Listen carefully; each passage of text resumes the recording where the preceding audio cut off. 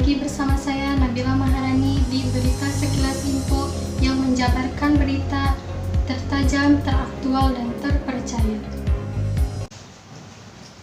Saudara, selama beberapa pekan terakhir, Komnas Perempuan dan Kepolisian setiap hari menerima laporan atas kasus kejahatan seksual terhadap perempuan, dan juga mirisnya banyak yang masih anak-anak.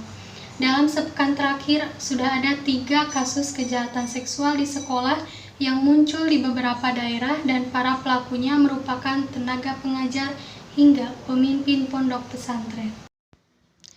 Nasib malang menimpa 12 santriwati di pondok pesantren Kecamatan Cibiru, Kota Bandung, Jawa Barat. Mereka mengalami pelecehan seksual bahkan dirudal paksa oleh ustadz yang mengajar di pondok pesantren tersebut. Sosok ustadz tersebut bernama Heri Wirawan 36 tahun. Aksi bejatnya itu telah dilakukannya selama 3 tahun atau sejak tahun 2016 hingga 2019. Dilansir dari tribunnews.com, Kasipenpun Kejaksaan Tinggi Jawa Barat Dodi Ghazali Emil mengungkapkan ada 12 santri yang menjadi korban. Dari perbuatan bejat pelaku di antara korban diduga sampai melahirkan 8 bayi. Heri Wirawan 36 tahun, pemerkosa yang mengajar di beberapa pesantren di Kota Bandung, memaksa korban melayani nafsunya dengan memberikan beragam janji. Korban diiming-imingi menjadi polisi wanita hingga dibiayai kuliah. Bahkan pelaku juga menjanjikan korban akan menjadi pengurus pondok pesantren jika mereka memenuhi hawa nafsunya. Janji-janji tersebut dalam surat dakwaan dan diuraikan dalam poin-poin penjelasan korban.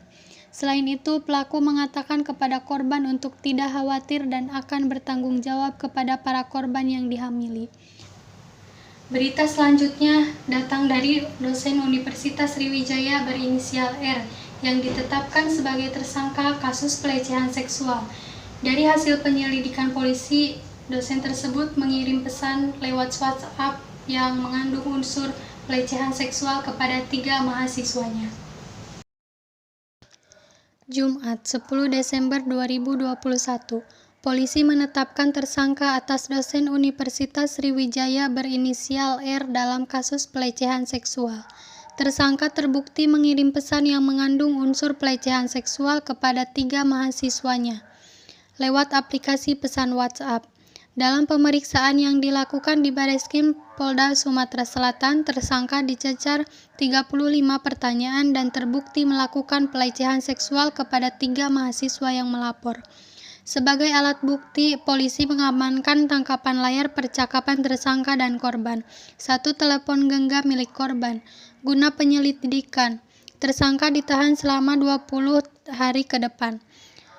Petugas juga menjadwalkan pemeriksaan kejiwaan untuk penyidik langsung melakukan lidik intensif dan 3 hari yang lalu kita naikkan ke tahap penyidikan, kemudian kita lanjut ke tahap penyidikan, dan pada hari ini yang bersangkutan kita panggil sebagai saksi, kemudian hasil pemeriksaan saksi kita gelarkan dan kita tetapkan sebagai tersangka. Tadi pukul 14.00 sampai 15.00 dilaksanakan gelar perkara dan ditetapkan sebagai tersangka.